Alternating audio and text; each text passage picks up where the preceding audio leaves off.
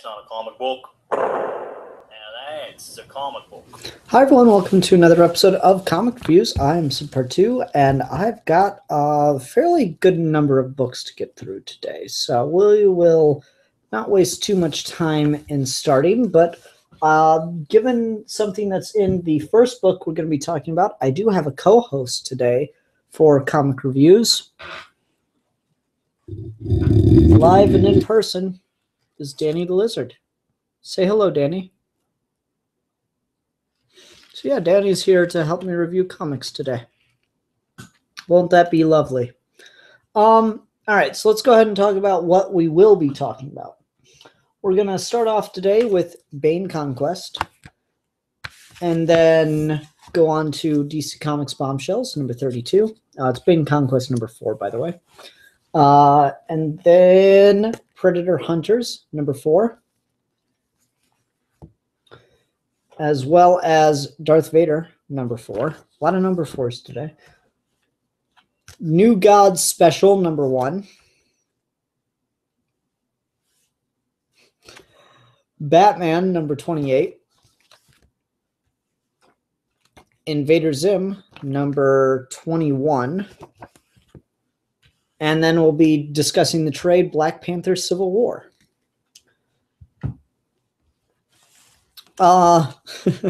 Red Leader is here in the comments. Thank you for being here, Red Leader. And he says I should do a Geeky Gentleman character discussion with Danny on the Lizard.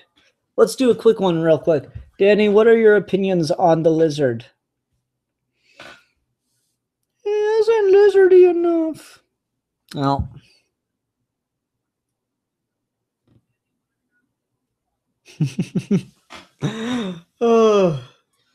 Okay. Anyway, let's go ahead and get into it and talk about Bane Conquest number 4. This is the reason Danny is here. So, like, I'll get into the story and everything, but I want to talk about Graham Nolan's art and the colorist. Graham Nolan drew bearded dragons in this issue of Bane Conquest. There they are in a crate, in a bunker, apparently. But he colored them green. He made the bearded dragons green, and bearded dragons are not green. Danny, what are your thoughts on this depiction of your kind? That's racist.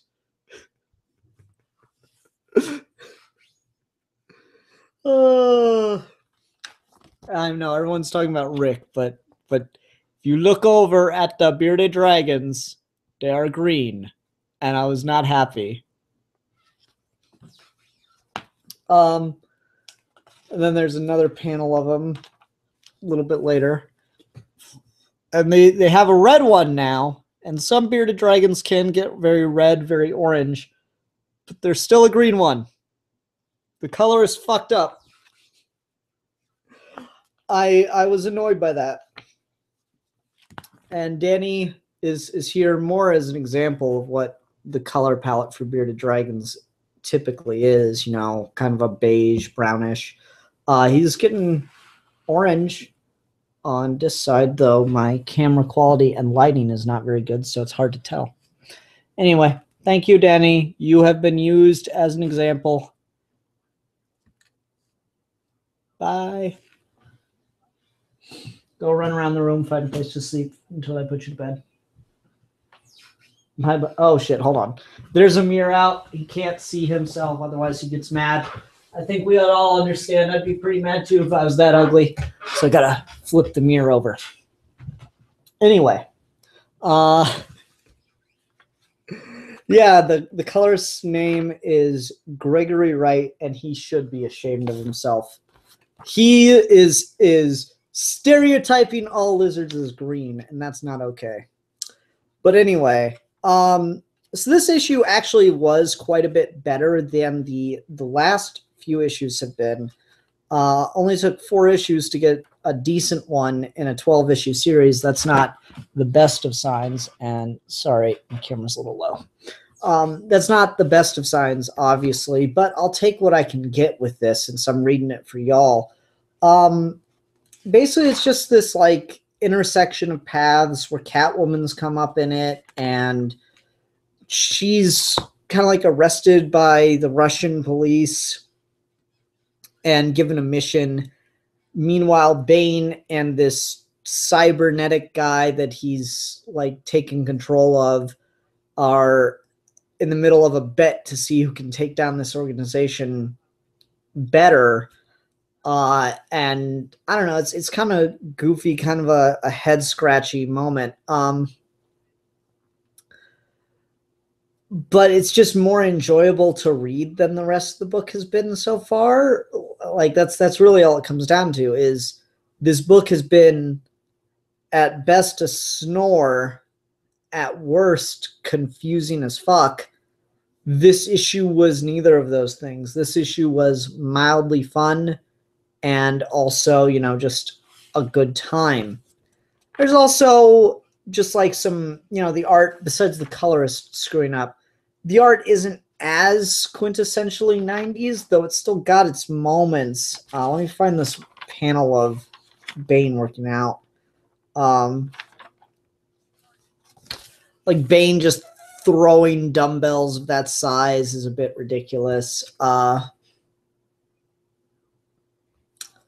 You know, stuff like that. It's still very, it still gets the feeling like Graham Nolan hasn't worked since the 90s, or maybe they just want it to feel very 90s, but it's not as expressly difficult as it has been to just view.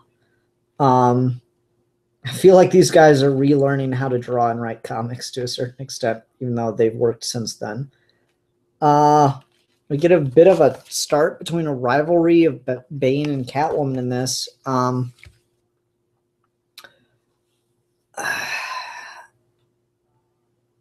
don't know. It's this cover is confusing because it makes it look like it's going to be a reference to I Am Bane, but it's or I Am Suicide, but it's not. It actually has nothing to do with what's in the issue, since Bane and Catwoman only talk. They don't even kind of fight. I don't know. Just the whole thing. Meh. It's not a bad issue. It's still probably the worst thing I read this week, I think. And I mean, just kind of like by default, because all things considered, it was a pretty decent week. Yeah. Nothing blew my socks off this week, but it was just, you know, better than this by default. All right. Let's go ahead and move on and talk about DC Comics Bombshells, number 32. This series like continues to live on long after I thought it was gone. They announced that it was ending this iteration almost, like, I want to say 8 issues ago or something like that, 6 or 8 issues ago, and it's still going. Harley continues to be the hardest thing to read in this book because she's got a lot of fourth wall breaks right here. Like, she gets hit by Hugo Strange's mutated octopus, and I got to get the panel really close to the camera there. All right. So you see how she has swirly eyes with little spirals? Poison Ivy's worried about her after she gets hit, and she goes, "It's okay, Pamela. See the swirly eyes? Cartoon laws." That is just not the style of humor that I really like in Bombshells. Bombshells has kind of more of a tongue-in-cheek humor, not a fourth wall breaking thing going for it. She somehow pulls the swirls out of her eyes and then uses them as like razor blades to attack this gigantic octopus. I don't know where the hell that came from.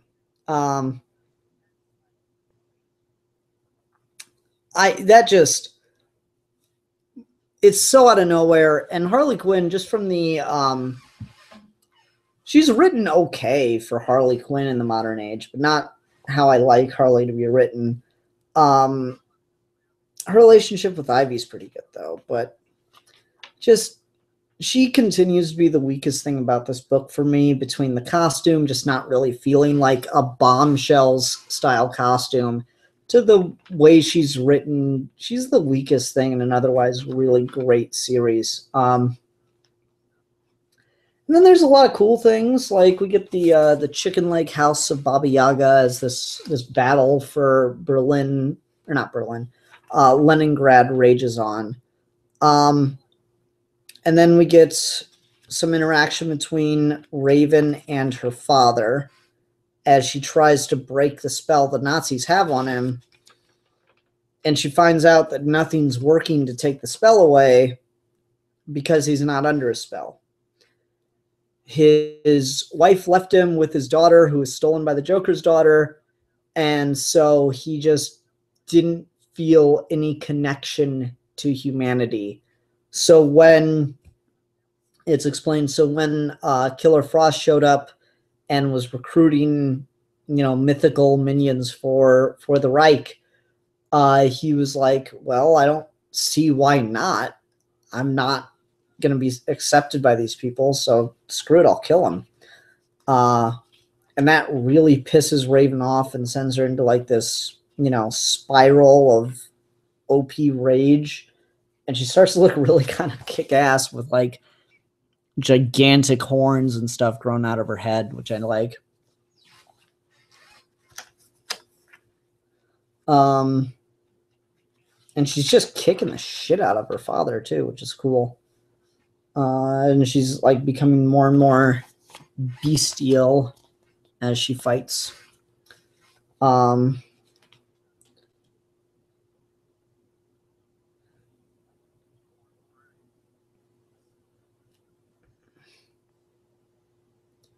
As all parents disappoint their children, yes, they do. As all children disappoint their parents. I don't know. There's some interesting discussion here. You agreed because someone else wasn't there to stop you every minute of your life. You made all your actions, all your morality, someone else's responsibility. You demanded Azria make you better, never once thinking you ought to become better on your own to deserve her. Said it wasn't your fault. If only someone else had stopped you. You aren't to blame. How could you know such evil was wrong, you poor ignorant thing? If that's what you think a man is, you were never a man at all.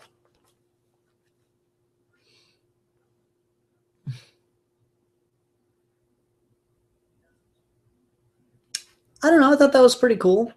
It's a pretty good speech. And then it turns to forgiveness and, wanting to forge a family, trying to, turn him on to the right side. Some stuff goes down with Feora as Raven tries to defeat her in the heat of battle, but she's got some kind of reversal of magic going on for her that she got from Killer Frost, so that's kind of interesting. And in like an act of rage and desperation, Feora kills Raven's father, causing her to lose control of her magic and go really beastly. I like this. This is a dramatic turn. It's a status break. It's a really low point compared to where we were in the Battle of Britain at the end of issue 10 or 11. The characters have gone through a lot more. There's been losses along the way, and now, they're trying to maintain a sense of happiness, but things are being taken away from them. They're coming up against greater and greater odds as it goes.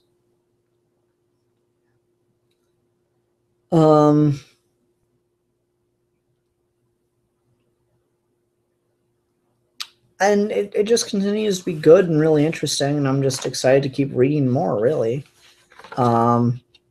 I I'm really curious where the new series is going to start or who we're going to follow for that. That should be interesting.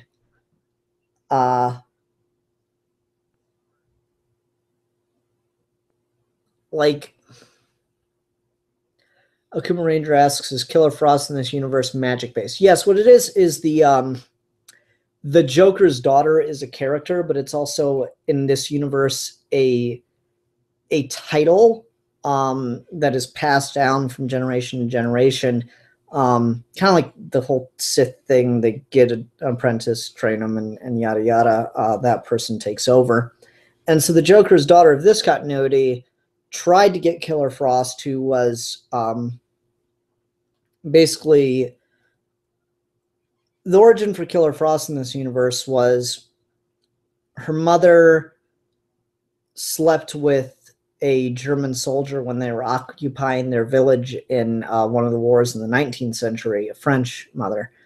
And the town hated her because of her daughter and stuff. And one night just, harassed her and basically threw her down a well in the middle of winter.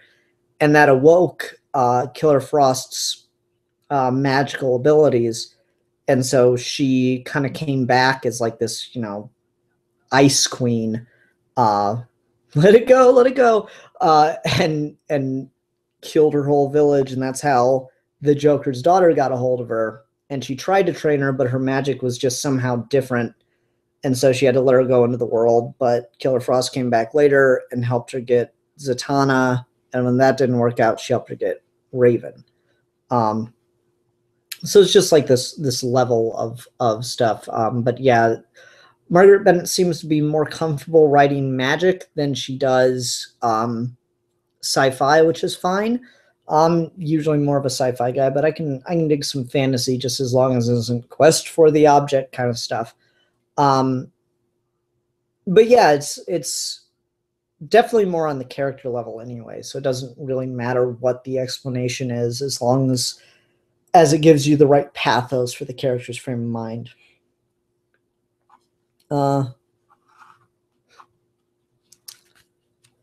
Anyway.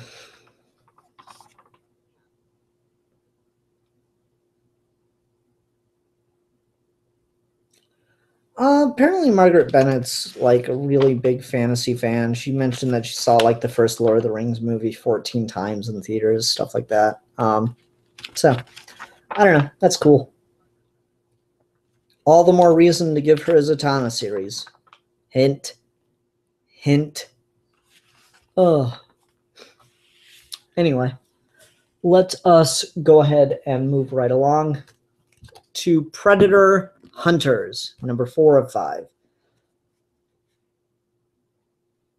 So what we're seeing here is that the Predators are using like wood masks, and they're just kind of hanging out on this island, and they're not exactly the people aren't exactly sure what's going on, and they're kind of getting ambushed from all sides all at once.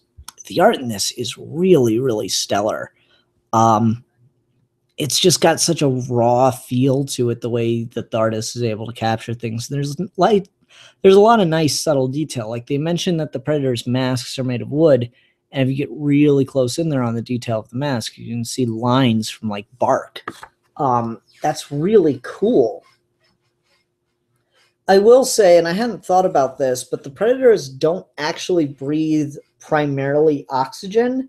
They breathe like, I think it's supposed to be like a mix of oxygen and nitrogen, which is why they need the mask in the first place, so that they can continue to just thrive on Earth in its atmosphere. But they're used to like a higher concentration of nitrogen is the biology of it. I think I'm not 100% on that. And so them wearing wooden masks could maybe provide some explanation, but as far as, living on Earth for at least 100 years just on this isolated island, that's a little harder to buy.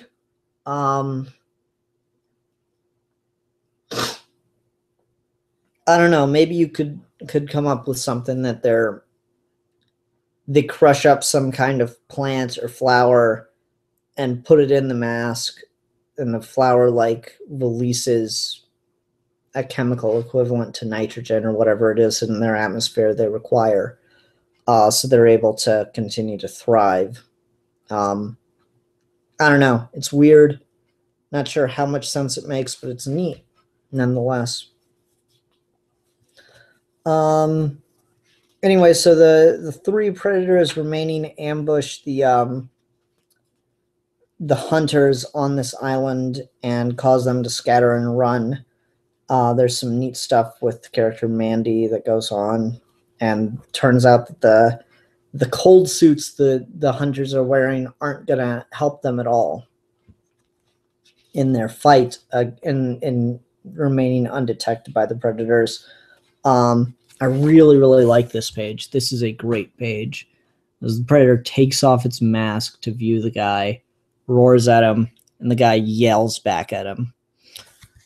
That translates to "fuck you, you motherfucker." And the predator is like learning Spanish now. It says "puto" and cuts off the guy's ear and wears it as a trophy. And then there's some arguments, some discussion. What the hell are we going to do with three predators there? We get a revised version of one of the guy's backstory. And then we're left with a cliffhanger moment of this guy that they saved saying this is their show as predators, seemingly predators, make their way to shore. Or make their way from shore to their boat. Interesting. Really curious to see where this develops and where this goes to next. There's a lot to conclude in one issue, I gotta say. And that's always a bit of a worrisome thing with these miniseries. That it seems like a lot needs to happen in this next issue for this all to work out. But so far it's been a really effective story. There are, surprises and twists and turns throughout the entirety of it. So I've been enjoying it. I think it's been working really well so far. So here's hoping that it continues to do so. Not a ton else to say. It's just been good.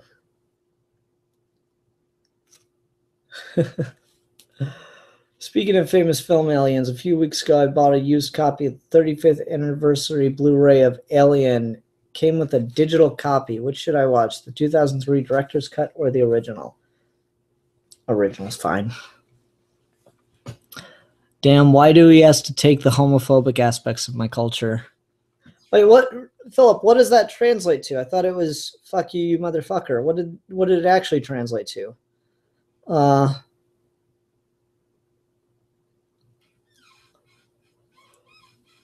Because I looked it up on Google because I was trying to figure out what he was saying, but I couldn't quite manage it. I just got "fuck you, you motherfucker." What kind of homophobic aspect? Sorry, I'll wait for puto is gay. I thought puto was bitch. Is it a context thing? I don't know. I'm not going to question the guy that actually speaks Spanish.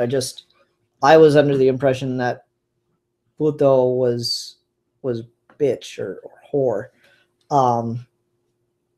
Swear I thought puto was bitch.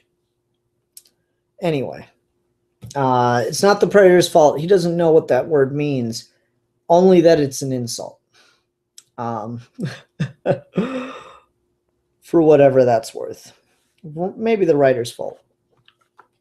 Anyway, let's go ahead and go on to Darth Vader number 4. Charles Soule is a guy I have a real hard time wrapping my head around.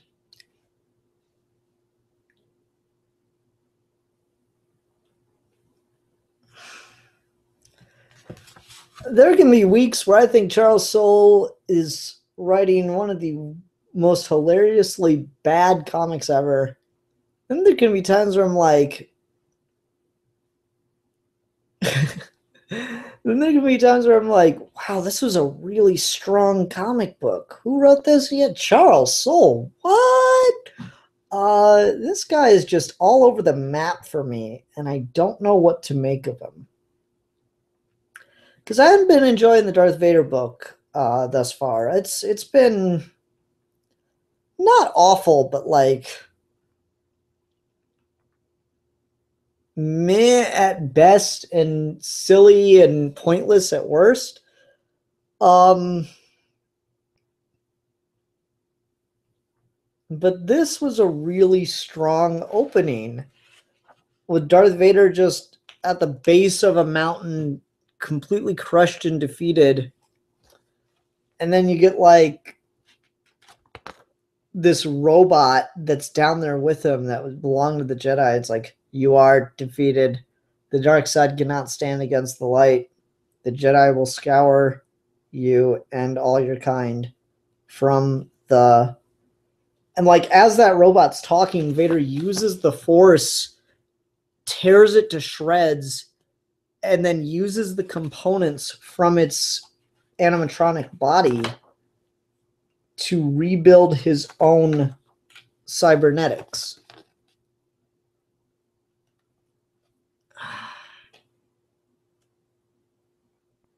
That's like a really good scene.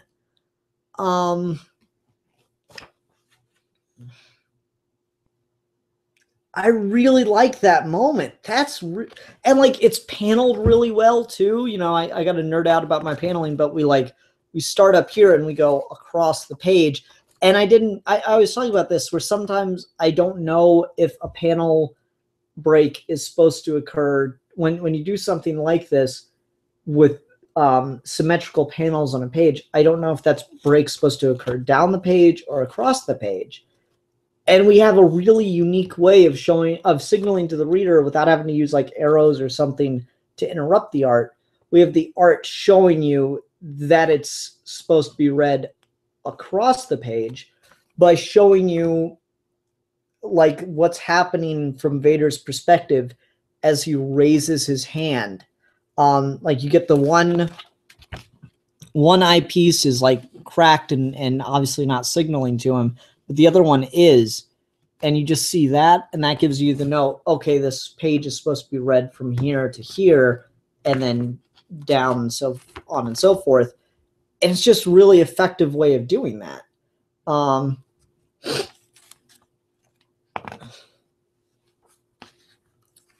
And like it's also, the funny thing is, this actually takes something from the prequels that like no one really seemed to think to make anything of, which is Vader building droids. Like we've taken the whole pilot thing, and a lot of people have done stuff with Vader being a really great pilot. Like briefly in the Gillen run, that he is talented with droids comes up.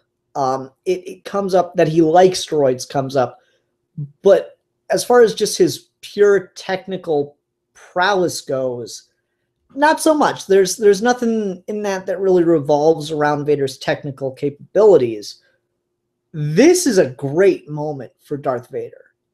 Like I fully expect to see all the Stupendous Waves, Star Wars reading clubs, all these, you know, like Star Wars Explained channels talk about, can Darth Vader be defeated by just destroying his cybernetics? And they're gonna bring up this scene. That's what's gonna happen. And you know, for people that follow those channels, here's this radical idea for you. You can just like watch and read the same stuff they are, and you'd already know the answer to your questions.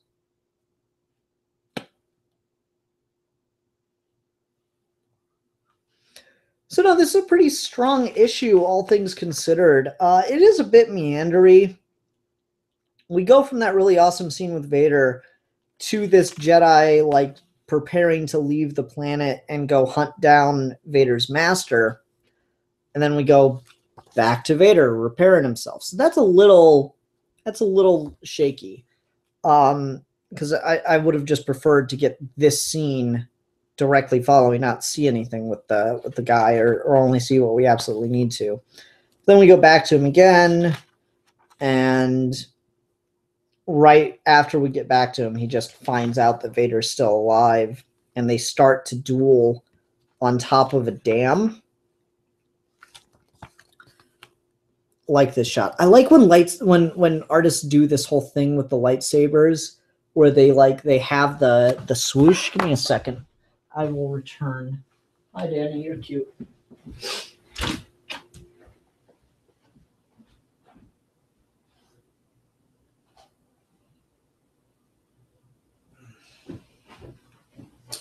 This isn't the best example of it. Sorry, let me restart that sentence. This isn't the best example of it because it's not with the lightsabers, but it's being done with like Yoda using the Force on this little figure where the swoosh of like the Force jump comes up, and he's, you know, it's just showing you the action lines, but physically representing it. I like when artists for Star Wars and other mediums do that with the art or visuals, because what it comes from is the way you track a lightsaber and create the effect. And I need to get my lightsaber to show you this. So I'm just up and down today. The way you create like that effect, and I'll see if I can get this on camera. Okay, yeah, that's pretty good. You see how like you can't quite see the full blade at any point as I move it around and stuff like that? Like I slow down and you can keep track of the full blade, no problem. But I start doing like action moves like this, and you get what is basically happening in the process of making film with frames. When I do movements like this, the camera can't keep up with how fast I'm moving my hand, because the frame rate is slower than the movement of my hand. So the movement of the blade is also being affected by that. So what's happening is you get this track of where it's been, and the camera trying to keep up with that.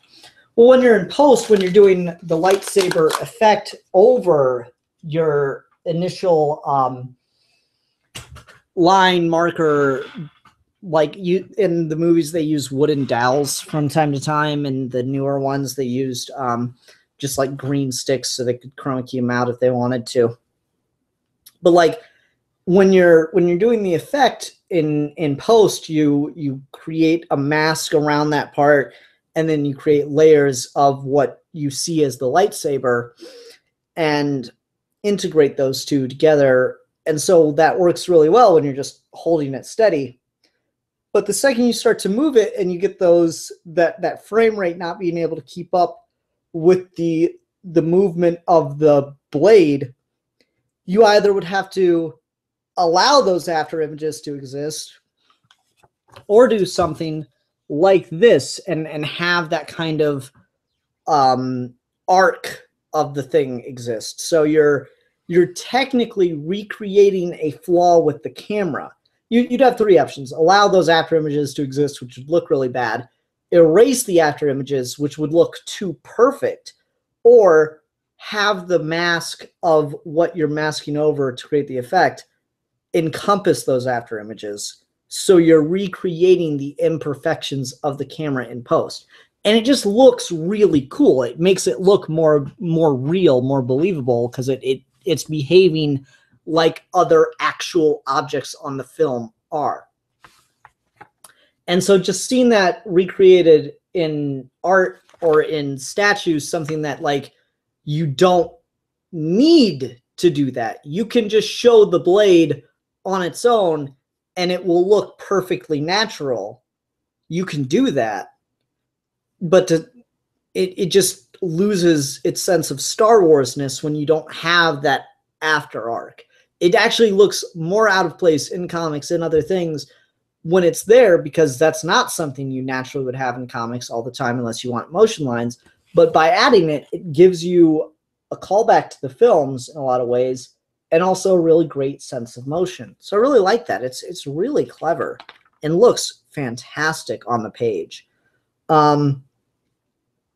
But then the real problem of how Vader wins this fight comes in, and I really, really like this, where these guards or these police officers or something come to arrest these two for fighting on a freaking dam because it's like an integral part of the city structure, and Vader just tries to toss them off so he can keep fighting this Jedi, but the Jedi tries to save them because he doesn't want innocent lives lost. And Vader starts to use that against him. He not only puts the lives of these officers, whatever, at risk, he starts to put the lives of the entire city at risk by undoing the dam, by pulling up the stops on the dam so that, you know, the entire city would be threatened by his actions. And the Jedi puts all of his force into trying to stop Vader from doing this, just using the Force, and that allows him to be completely distracted so that Vader can pull his lightsaber from him and kill him. And then the guy's like last plea is, please kill me, but let them live.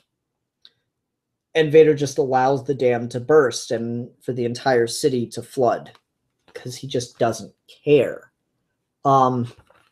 That's a really strong moment as he stands there on top of this. I love this last page as he stands there looking at the lightsaber that he's now won on top of this dam before the flooded city. That's really great. That looks really good. That's a fantastic Darth Vader moment. I would love for this book to be continuously that strong.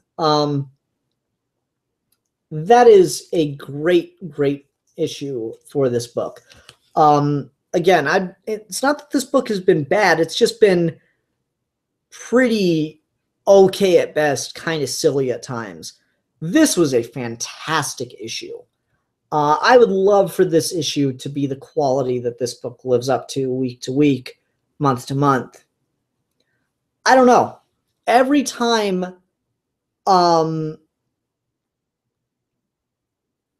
every single time I think Charles Soule is turning it around on a book that I've been reading from him. And then that's not a lot. I mean, it's been this and Poe Dameron. But like with the Poe book, every time that I thought he was turning it around, that he was starting to pick up steam, it would get boring again. He would lose me again. This issue, it feels like that. It feels like, okay, finally this book's picking up steam. It's getting going. I don't know that. I honestly can't trust that. I feel like it's going to drop off and get kind of boring or kind of silly again. So we'll see what happens. I can hope, though. All right, let's go ahead and move on to the New Gods Special, #1. So Jack Kirby would have been 100 years old this year if he had lived past 1994. And to celebrate, DC is doing this Kirby 100 or King 100 special of books that, you know, books about characters that Jack Kirby created. And it's really cool. This issue is awesome. It doesn't look like Kirby. It looks like some modern artist who was clearly influenced by Kirby writing or drawing a love letter to Kirby, which is great. The visual of this book is absolutely fantastic. The thing that makes it even stronger is it's written and drawn by the same guy. That is great. You just look at this. It's got so much detail. It's got some really great, powerful faces. It looks solid. It's got, it's got touches of Kirby here and there. And it's got like the Kirby crackle with the little circles and the dots back there. It's got the power of the scale. It doesn't have square fingers. So it's not just tracing Kirby or anything like that. It's clearly a modern artist, but it's got the power, the imposition. It even does some of the classic like Kirby 70s things where it will have the characters' names be just in a different font to give like an emphasis on the power that they have. Let me see if I can find it. Where I also really like the story. I'll get into that, but I really, really love the art in here. I mean, just look at some of these pages. This is gorgeous. Small problem with Orion's helmet in this panel, this large one in the middle. The wings go a little too Batman. They get a little too tall, I think, in some of these panels, and I think it kind of becomes distracting. But anyway, where's that thing at? Because there's like a mention of Darkseid in this, and they do that with his name, and it's so frickin' cool. Like, I love when Orion yells Calabac. It's huge. It's big. Calabac.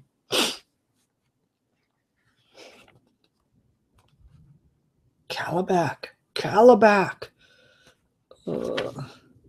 There we go. Like, Darkseid's kind of the background of this whole fight, and we see his name just in different lettering, and it's not like taking up a whole page or anything, but it looks really great in that little bubble. There's a lot of shifting with the lettering here. I really like that. But anyway, the plot of this issue is that Orion comes back to New Genesis after a mission dealing with parademons, and foragers on New Genesis is like, what is that bug doing here? Or just say bug or insect. Yeah, bug. Forager's there, and he tells him that Calabac is on New Genesis and is enslaving the insects and, you know, forcing them to build a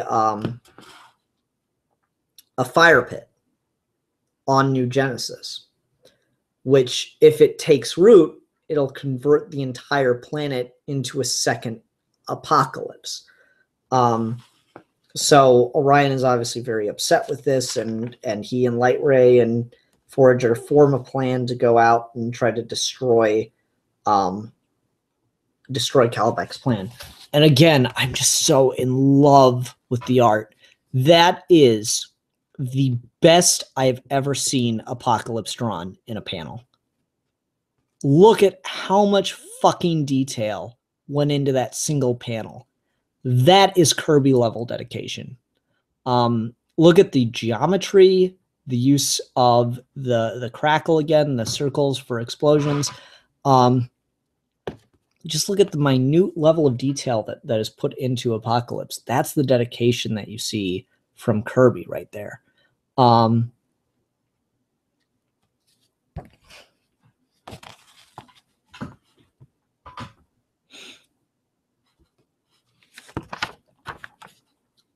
Anyway, so Orion's obviously very pissed at the idea of Calabac destroying New Genesis, his home, and so he and Calabac start fighting, and it just becomes this really interesting battle between brothers where they talk about what one means to the other and what they both mean to Darkseid. He does see you as weak, a weakling needing the toys of Desaad to increase his strength. Snarl. I like that.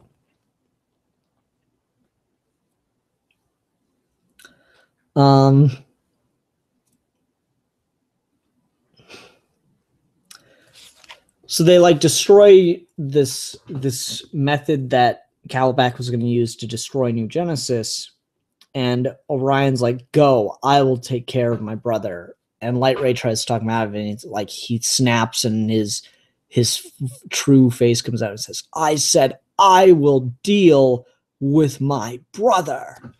Like breaks Light Ray's arm just in his rage. And so a lot of the rest of the issue is just Orion beating the shit out of Calabac, and it's the action, the power in this looks great. Oh, this guy loves Kirby. I don't think I've read or seen anything by this writer, Shane Davis. Maybe I have, but this looks great. Like, that's an amazing panel right there. That with Kalibak's gigantic fist and just the sense of scale you get that Orion is that much smaller, but he's just dominating in this fight. It looks great. And it, like this panel perfectly mirrors that, wherein Orion might be physically smaller than Kalibak, but his rage, his intensity in this is making him the dominant force, the bigger threat in the issue. I really like that. Everyone say hi to Haley. Hi. She is back from her yoga class. Man, just solid book. Anyway, he beats Kalibak to the point where Kalibak's like, yes, finally, kill me. And he's like, no, I'm going to send you back to Darkseid like this. And he like begs him not to do it, but he does it anyway. I really like that. This was a really, really great issue. I really liked that section of it. Dedicated to Jack Kirby, who will forever remain the king. That's really nice. So we get 3 stories in this issue, though. The second one, I mean, it's cool, it's weird and everything, but it just really didn't do much for me because it's such a nothing. It doesn't have any real, it doesn't seem to me to have any real sense of character or growth. It's just kind of an excuse to show some cool visuals. I mean, there are cool visuals. It's the oceans of Apocalypse, the polluted oceans of Apocalypse. But basically, they swim down there because they're supposed to investigate a threat. They find a threat, they swim up, they fly out. And the day is not saved or anything. Nothing really happens. They just go down. It's like, oh my god, a monster. And so that was kind of a meh moment. And then we get another short that is a reprint. The Young Gods of Supertown introducing Lonar. This is a original Jack Kirby character that was meant to be a part of the New Gods, and just Jack never got around to doing anything with him. So you just get this one story that he appeared in. That's cool. I like this poster image of Kalibak that shows up in here. But I just thought it was just an okay thing. Like, if all the things of Kirby to reprint, that was your choice, okay, whatever. Whatever works, guys, whatever works. Solid issue, though. I really enjoyed this as just a one-off special. All right, let's go ahead and go on to Batman, number 28. The war of jokes and riddles continues. This continued to get really intense and scary, but in a way that, how to put this?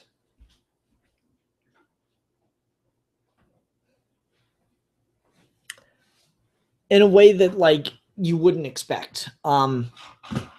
I don't think Steve is here to discuss it with me this time, but this is called The War of Jokes and Riddles.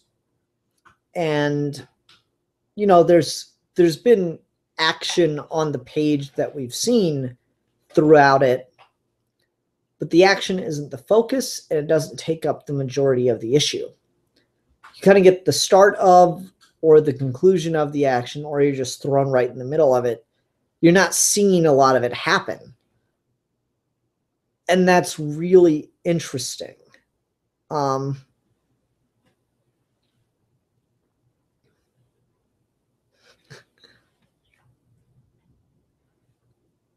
Everyone's disappointed by the Deadshot and Deathstroke fight. And it's funny because, yeah, the Deadshot and Deathstroke fight isn't a grand, epic, kick-ass brawl, it's like this isolated little thing, and you're kind of seeing just snippets of it, and you're like, oh wow, this looks like it could be really cool to see an extended fight of, but I'm not seeing it. I'm just seeing little bits and pieces, and I have no idea how it's raging on. And that's kind of the point of the whole issue is, or the whole story is, you're not seeing the war, you're seeing the effects. You're seeing what war does. And so this starts off with Gordon and subjecting himself to both the Joker and the Riddler in really humiliating ways, in the hopes that he can, you know, find a way to end this war. As he talks about with Batman, we're like, we've got to just go in fighting. We can't deal with them on their terms. And there's a short scene with Batman and Catwoman that I like. And so they both demand, though, that in order to end the war, they want Batman. They want to kill Batman to end the war. And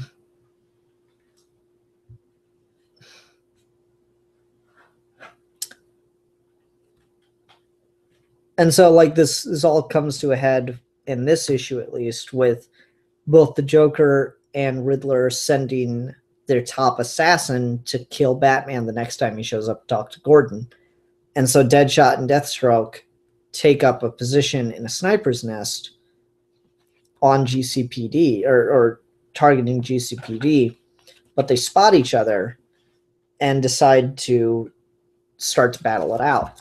And so this is about the most in the moment of the fight that you get right here, as both of them see each other, shoot at each other, and hit each other's bullets in midair.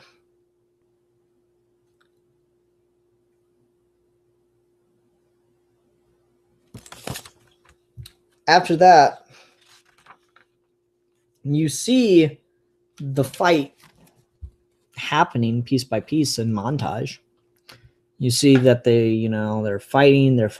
There's all this battle stuff going on. They're fighting gun versus sword, gun versus rifle, sidearm versus sidearm. They're trying like hell to beat the shit out of each other.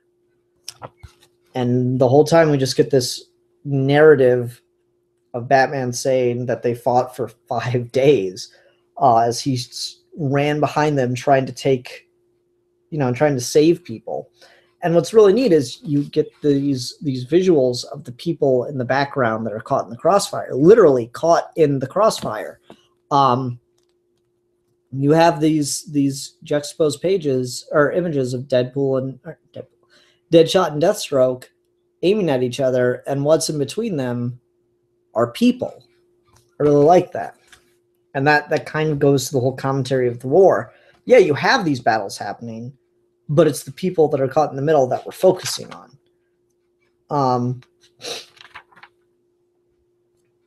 So then we get a montage of Batman trying to save all the people that Deadshot and Deathstroke are, putting in danger.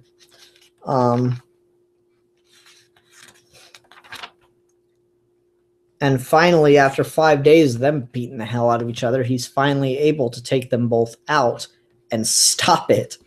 But at what goddamn cost? He gives a number. I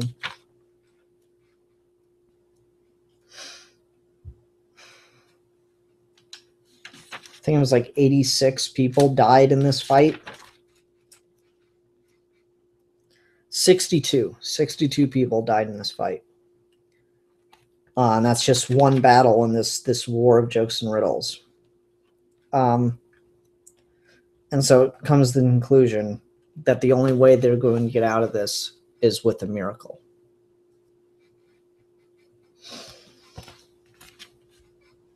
It's been solid, man. I really enjoy this. Yeah, when Steve was on here and we were talking who was going to win, Deathstroke or Deathshot. Deathstroke or Deadshot. God, what the fuck is wrong with me tonight?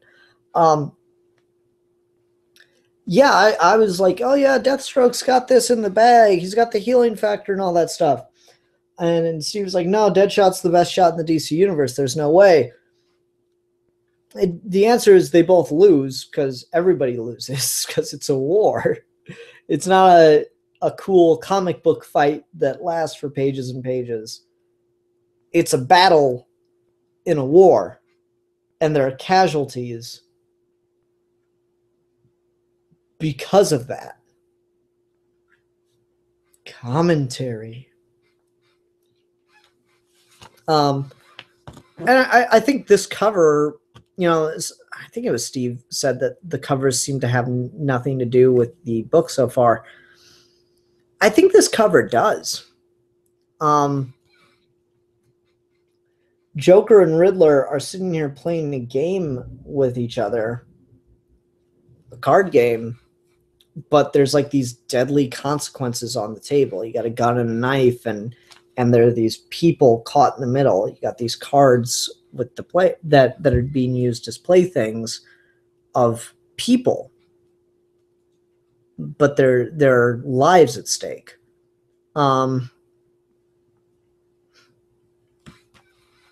So yeah, you can say, oh, this issue was a letdown because it was hyped up as this big battle between Deadshot and Deathstroke.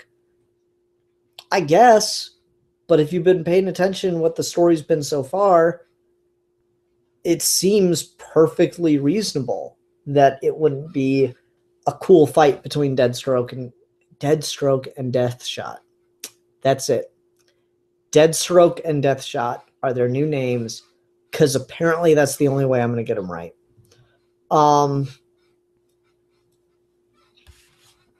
Anyway, this is, I don't know, man, this is solid. This is neat. This is really cool to see how it's developing. I also really like this riddle that Gordon is asked when he goes to parlay with the Riddler. And so Riddler asks him, you're in a locked room with nothing but a table and a mirror. How do you get out? And the villains that are on Riddler's side answer for him. In the mirror, you see what you saw, you get the saw, you cut the table in half, now you put the halves together, two halves make a hole, you go into the hole and come out the other side. And so there's no logic to that. It is entirely free-formed, very stream of consciousness kind of thinking based on puns and lack of logic. And that kind of is a great commentary on what the hell's going on right now. They're tearing the city apart. They're killing hundreds of people a day, apparently. Or at least tens of people a day. Because of a fucking game they're playing.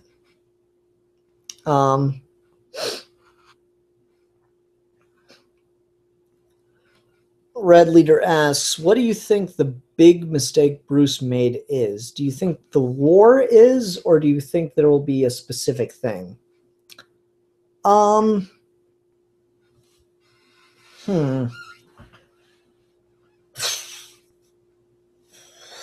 That's a good question. I'm not sure what his big mistake is going to be.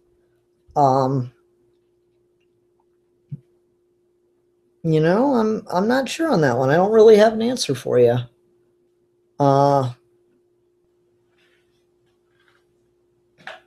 It'll be interesting to see where that goes and how that develops, though. All right. Oh, let's talk about the Catwoman scene, though. I really like the way that King writes the dialogue between Batwoman. Fucking Christ, I cannot think tonight. Catwoman and Batman. Fuck! Oh. So, like, Catwoman throws Kite Man out of a fucking window, and Batman has to swoop in and save him. And she goes, I knew you were there. And he says, I'm sure. And they're sitting there talking about like why she hasn't taken a side. She goes, I'm not like them. They're criminals. Batman's just like, you're currently breaking into a safe that's not yours. You know what I mean. I'm not like them. They're unsuccessful criminals. Do I need to worry about you? Are you checking up on me, Bat? Are you trying to protect me? No, no one needs to protect you. Oh. Well then, yes, you very much have to worry about me. I like that. That's a really cool exchange of dialogue between them. I love the way Batman and Catwoman flirt. I almost did it again. I love the way Batwoman and Catman flirt. That is a very different book. That is a very, very different book. Oh, man. No, but I really like the way that they interact and deal with each other. It's solid, y'all. It's a solid issue.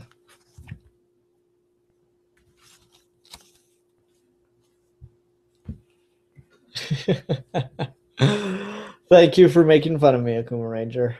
That's odd. I didn't see Kate anywhere in this issue. Oh.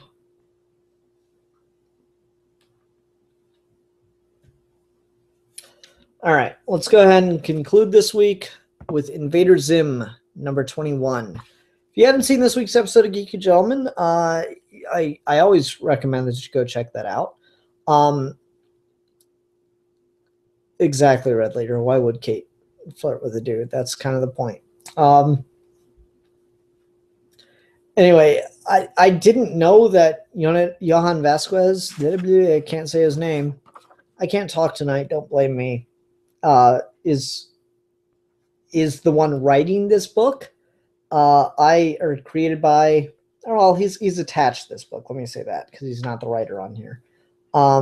Control Brain Johan Vasquez. So he's producing it. He's approving of it is the important thing.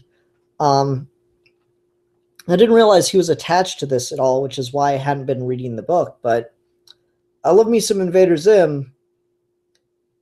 And this did not disappoint. This really is the best way I could think to describe it. And maybe it's incredibly obvious, but it feels like an episode of the show. Somehow or another, Zim has captured Gaz and Dib, and he's planning to torment them with some kind of awful fate. And the fate he decides upon is to switch their minds with inanimate objects. But Gur fucks everything up and causes them all to switch brains. So Gaz ends up in Zim's body. Dib ends up in Gur's. Zim ends up in Gaz. Gur ends up in Dib's. And hilarity ensues from there. What I also really like about it is this is not a... how to put this?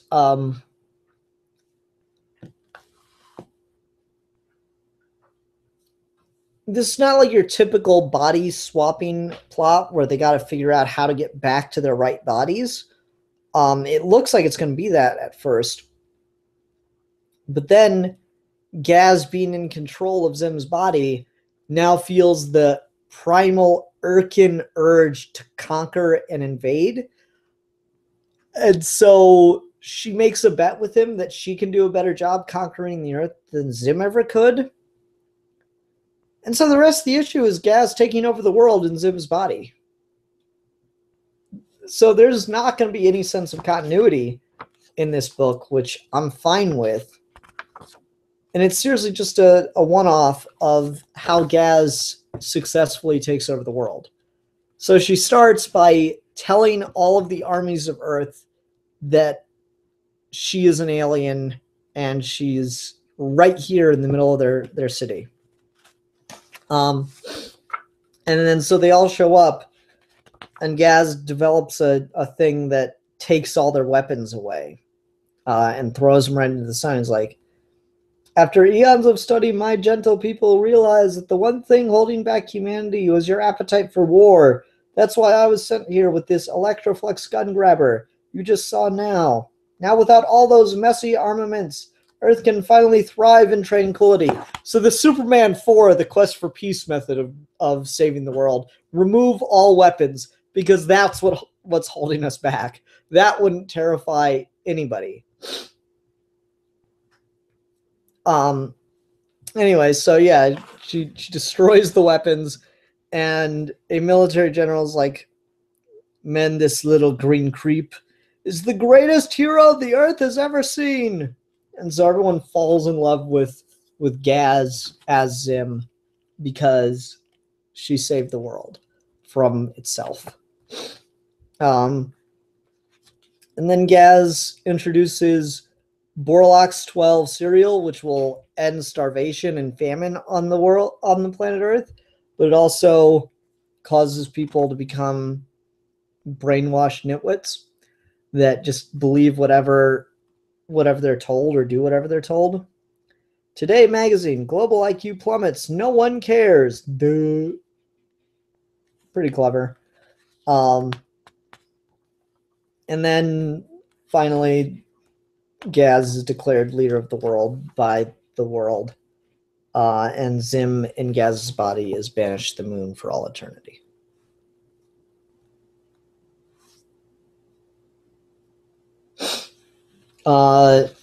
Grady Child says, I heard Zim was sent to Earth because the rest of his race thought he was stupid. Not stupid. Just a pain. Just really, really annoying and destructive. And also, he's not very tall. But you got to remember, it's the most important thing in Urkin society is to be the tallest. But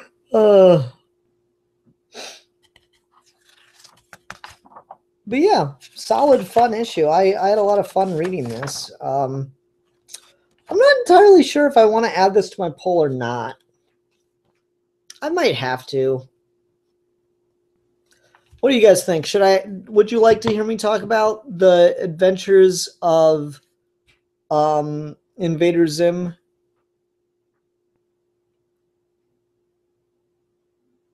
Did I know Invader Zim was coming back? Yeah, I heard about that. Watch this week's episode of Geeky Gentlemen. We talk about it a bit. We talked about childhood cartoons, and Zim came up for a little bit in that. And also, I was slimed. I was slimed as a child at Nickelodeon Studios. So you can check out the clip from this week's episode if you want to see pictures of that. Red Leader Antilles really wants me to add Nightwing to my poll. Man, guy's really, really obsessed with Nightwing. I don't like Nightwing, though.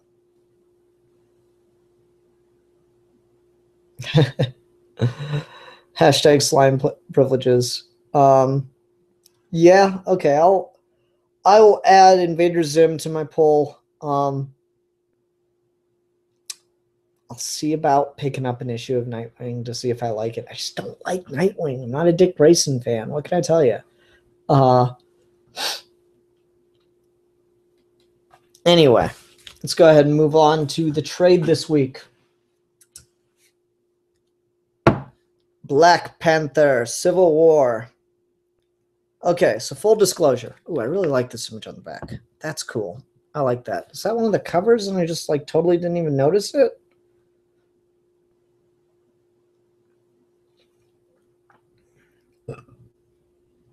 I'm having a hard time telling because I can't seem to find a damn cover. Black Panther Namor. I want to see if I can find the full image before I start talking about this because I really, really like that visual. Just Black Panther Civil War. That's it.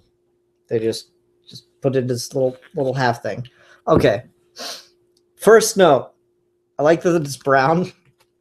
That like by all standards on a comic book that should never happen, but because it's a Black Panther book about African king, it being brown is great.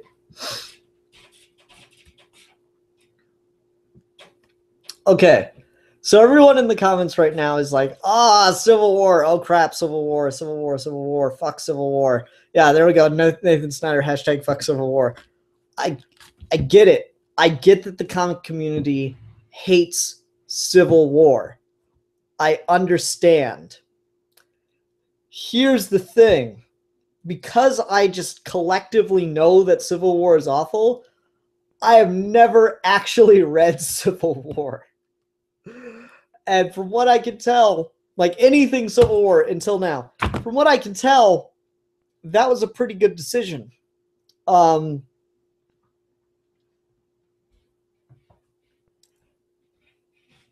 I get it. Civil War is bad. But you know what? This was a pretty solid book. For as far as like comic book tie-ins go and how they usually interrupt and derail a whole run a lot of the time,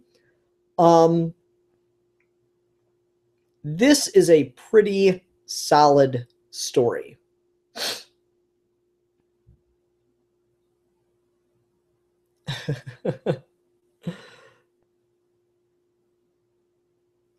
Apparently the comics around Civil War were a lot better than the Civil War comic, which is not very hard to pull off. And yeah, I would tend to believe that, because this isn't like the best thing that Hudlin's done, but it's got all the elements of his run built into it really well. So Black Panther and Storm have just gotten, it starts off with the story arc World Tour. Black Panther and Storm have just gotten married, and their honeymoon is wrapping up. So they decide that now they need to go on a tour of the world and meet leaders from various countries around the world. So their first stop is Latveria to go discuss something with Victor Von Doom, since he extended the opportunity that maybe they could ally with the coming American Civil War between superheroes. It, of course, does not work out very well. And Victor Von Doom wants to fight, just like almost right away. Let me see if I can find that line. Is it the previous page? Here we go. T'Challa is confronting Victor Von Doom about his European superiority complex and idea. It's like, how did you tell that I was talking to you through a decoy? And T'Challa says, no sweat, no human musk. Typical of me. Too perfect. That's one way of putting it. I've always said the African is a superior physical specimen. Finish the sentence, Doom, which compensates for his lack of intellect. Generally true, yes, but clearly the Wakandan is exceptional. Perhaps a low-grade mutant strain in your people's DNA. Or perhaps because we had military might to maintain our cultural integrity and our technological superiority over Europeans such as yourselves. When you were in caves, we were charting the stars. That's a really solid line. Like, there's the character implications between T'Challa, Storm, and Victor Von Doom. There's a lot going on there. But there's also just the political and scientific racism inherent to a lot of European cultures, Western cultures, in their view of Africa. It's odd, but people say, oh, Inglourious Basterds is such a historically inaccurate movie and blah, blah, blah, blah. Yeah, sure. No one broke into a theater and shot Hitler in the face a bunch of times. Who knew? I always thought that's how the war ended. No, I mean, certainly, Inglourious Basterds does not on any level attempt to accurately portray the reality of what missions were like in World War II. But it does things that a lot of other movies don't, which is show the scientific reasoning behind Nazi racism. There's this great scene in a cafe where they're talking about Jesse Owens winning gold at the Berlin Olympics. It's always been one of my favorite moments in history that you know, the Nazis touted up how they were the physically superior race and blah blah blah blah. And the you know, no, there were like classifications of race and which ones are the best, and the Aryan was the pinnacle. And then Jesse Owens comes in, fuck your shit. That was always really great. But in the movie, they talk about that and they go, oh, well, it's because the Americans, you know, bred them as slaves. And so the success of the entirety of the American Empire can be measured by the Negro brow, whereas we Germans are still superior because we did it ourselves. And once we start breeding with the intention of creating even better Germans, then the Africans would never even begin to stand the whisper of a chance. The African that was bred for physical superiority was just barely able to outrace our genetically superior Aryans. It was like this that's like a long version of it. Tarantino writes it a lot more succinctly, but that's all that's like contained in that thought. That is scientific racism, and it's disgusting, and it's why you can't really argue with these things, because even though they're blatantly wrong, there's always a justification, there's always a thought process behind it that defies logical reasoning. There is no arguing with fascism, there is no arguing with racism. It is just a viewpoint which is immediately self-justified before it cares about being logical. And so that's just in that short little exchange between T'Challa and Doom, you just get this great level of political commentary. And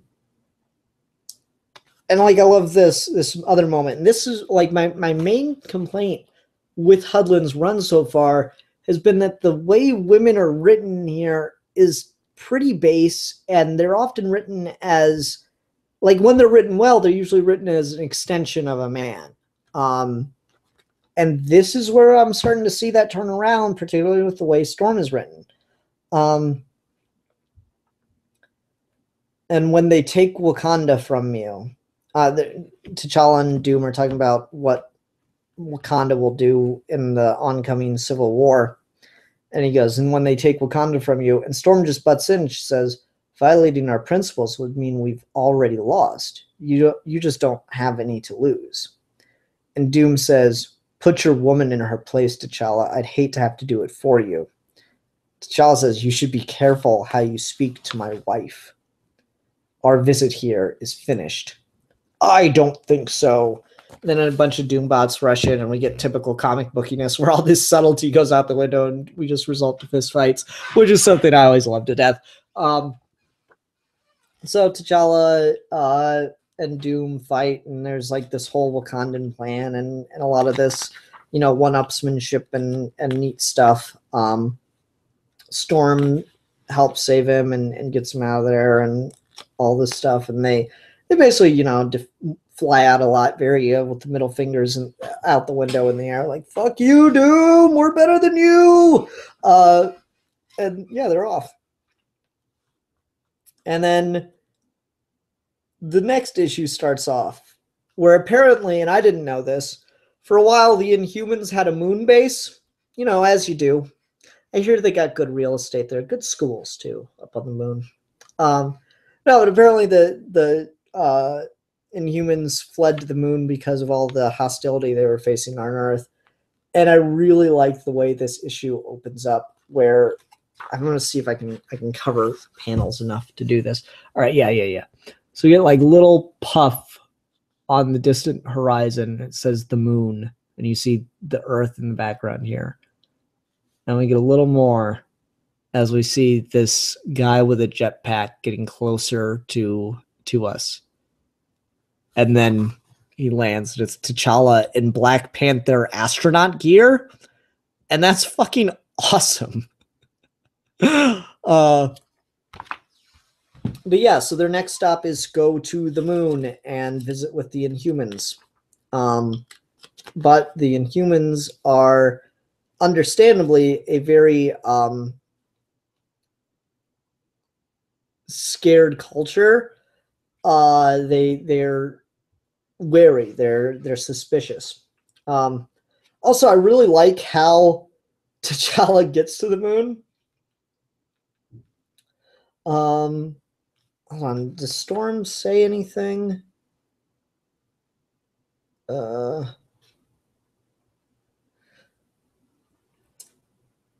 am never leaving your side, but I hate space travel. The lack of atmosphere on the confines of the ships. Speaking of which, there's a Wakandan space program. So anyways, they take off, or they're about to take off, and I just love the way that the Wakandan space program functions. How are you doing, Aurora? Fine, just fine. Brace for takeoff. Don't worry, we're not strapped to a skyscraper of liquid dynamite like most conventional spaceships. We use the Earth's magnetic waves to slingshot us into space. What does that mean? Whoa! And then they have a Black Panther-shaped spaceship that just flies off the ground. No rockets, no nothing. That's neat. That's just cool. Anyways, they get to the moon and they're talking with the Inhumans about where they'll stand on the coming civil war and what it's going to mean for them, and whether or not they should just, and the Inhumans ask T'Challa, since he's the only human they can trust, they ask T'Challa, do you think we should just declare war on humanity at this point? And T'Challa's like, no? Am I your prisoner? Is that why I'm here? And they're like, no, of course not. We respect you, blah, blah. But the second Black Bolt leaves the room, the other Inhumans start to attack him, and they're just clearly mistrustful. So he knows he can't be around them. And it's just like a good example of how tensions are boiling to the point where T'Challa can't even be near friends. And so he, punching, they have to escape. Crazy situation. Crazy situation weirdness.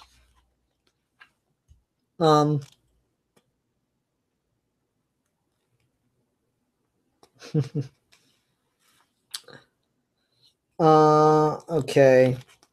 Next issue is they go to visit Namor at Atlantis. This chapter is called Aqua Boogie. Why not?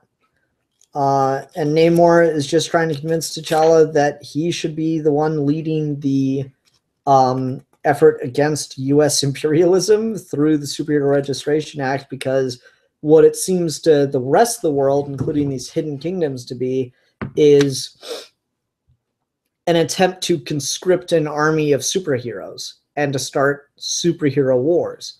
And T'Challa needs to be the voice of the world standing up against that, because Namor can't be, because he's seen as too rash by the rest of the world. And I don't know, I really like that. And that argument is kind of what convinces T'Challa that, yeah, I can't stand for that level of overreach and overpower. And so Black Panther decides that he will lead the force and try to end the Civil War, and that's why he is on Captain America's side when it comes to the Superhero Registration Act. Now he tries, as his final visit, tries to visit the president at the White House, but when they show up to visit, Storm is asked to sign registration forms since she's also an American. And that's just really cool. Like, it's this really dick move that Tony Stark orchestrated, and T'Challa just immediately sees it as an insult and decides to leave. Now, what's happening at the beginning of this, though, is you have protesters and fans of T'Challa lining up in front of the White House to support his visit. And I love that we get basically Fox News and local news depicting what's happening here. I really like this. I'm going to just read both these anchors. A group of angry protesters have gathered around the White House today. And an enthusiastic crowd has gathered in front of the White House to greet the royal couple of King T'Challa and Queen Aurora. The Fox anchor goes to interview a police officer. In the interest of public safety, we are urging people to stay at home. Member of the crowd, come on, we had to be here. This is way better than Charles and Diana. The question is, will the arrival of the wealthy African king and his mutant wife calm the crowd or incite it? I haven't been in a crowd this hyped since Michael Jackson's victory tour in '84, and the question on everyone's lips is, where the after party at?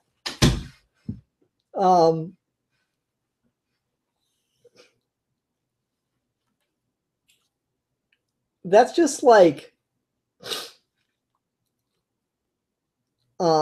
really interesting, I guess. I don't know, like it's a pretty good commentary on the way in which media depicts crowds.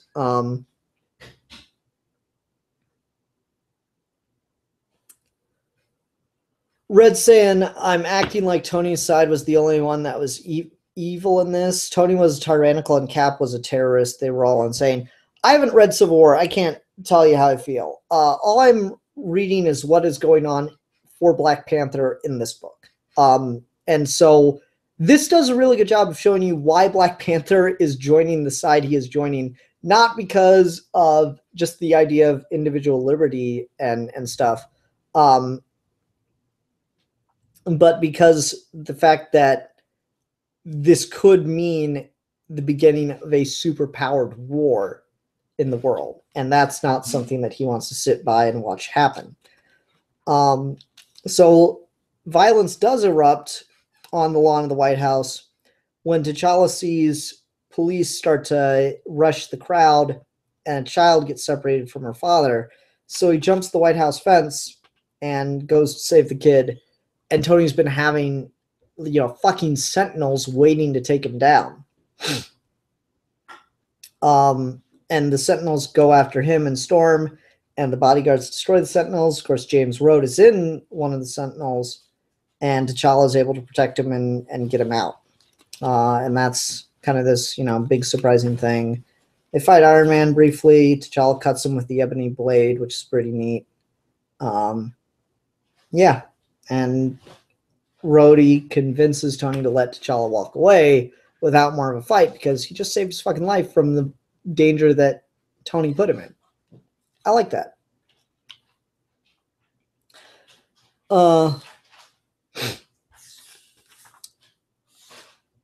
Then we have the death of Goliath that happens in this. And this is where we get an art shift. I'm not a huge fan of this art shift. It's definitely got a more realistic style, but I feel like it's trying to harken back to kind of the Harlem Renaissance style of art. And something about that just doesn't look great in a comic book. It's a little too loose, too free-formy, and it just looks like the pages kind of melted as opposed to the jazz era kind of how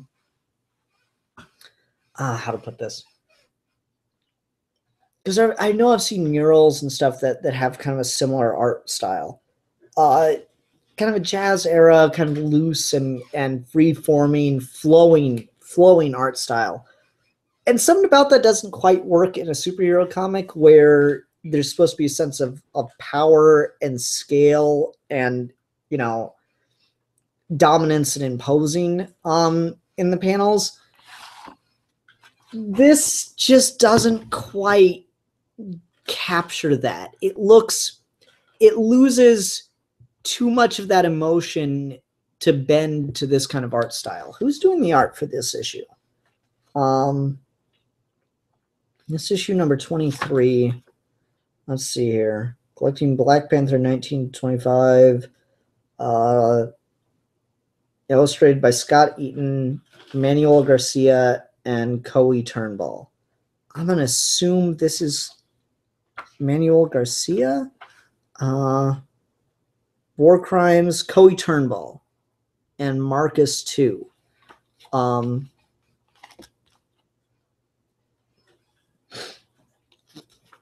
don't know, just it doesn't flow. It doesn't work really well here. It's too loose and it loses, you know, a sense of dynamic imagery in a comic that you need. Interesting uses of perspective though. Like I like this shot of the jet. That's really cool. I really like the coloring. I think the colorist did a great job here, but I just don't really care for the pencil work.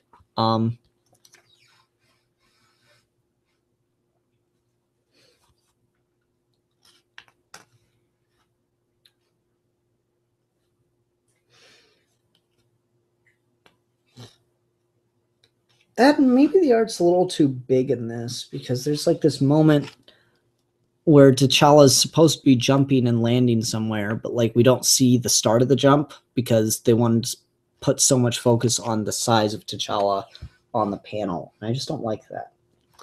But anyway, this is like dealing with the fallout of the Civil War after Thor killed Goliath because that happened. Maybe Thor is just a really bad person in the comics, period. End of story. And so T'Challa's being visited by some of his Wakandan advisors, and they tell him that he's losing the faith of the people because he's spending so much time in America dealing with this American issue. And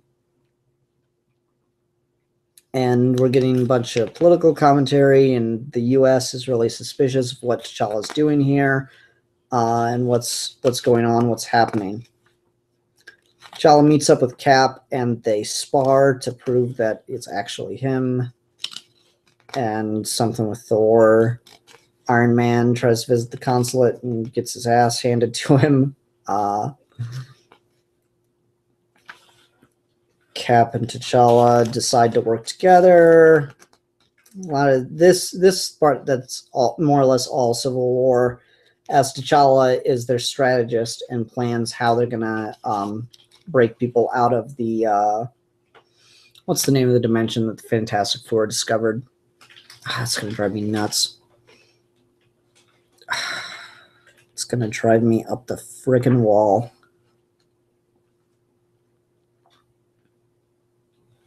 I don't know.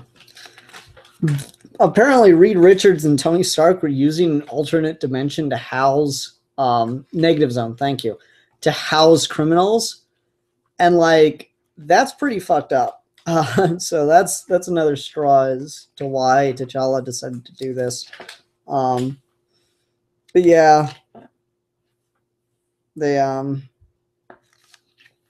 deal with all this crap. The fight starts. There's a plan.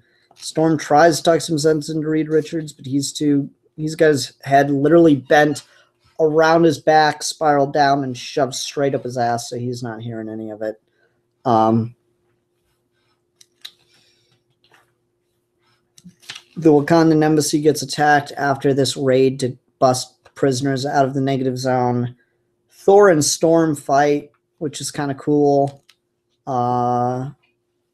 And after she kind of takes him down a couple pegs, Hercules shows up to finish the job. And I really, really like this moment between Sue Storm and Storm as they watch Hercules fighting Thor. Because I love it. Thor's down, and Hercules like shows up and is like, I'll take care of the rest of this. And then we just cut to Sue Storm and Storm hanging out, talking, watching this fight. And this is where, yeah, the role of women is starting to be written better. I guess it takes for them to be married for that to work for Hudlin. I don't know. It's undeniably a problem with his early volumes, the way in which he characterizes women and kind of makes them in different ways subservient to men or reliant on the position of men to have a position of their own. But this moment of just them talking and reacting to Hercules fighting Thor is really genuinely fun, and it makes them feel like actual people. Storm is written great throughout this book, though, I will say. I really like her here.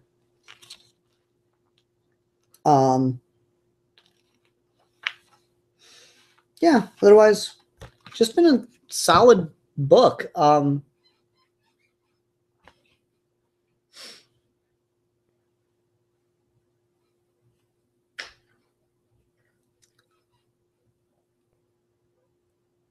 Otherwise, I don't know. I don't have a ton to say about it. I can tell why people don't like Civil War. I'm getting all these comments explaining why it's really bad. Yeah, you're probably right. It is really bad. It's a comic crossover. How many of them are actually good?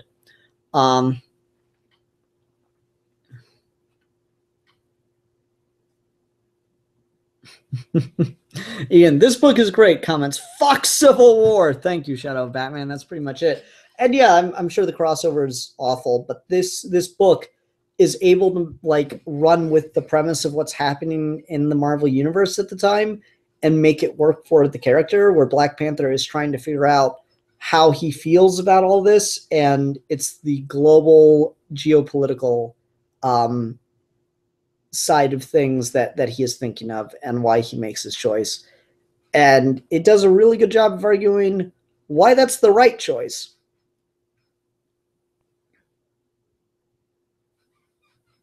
Anyway,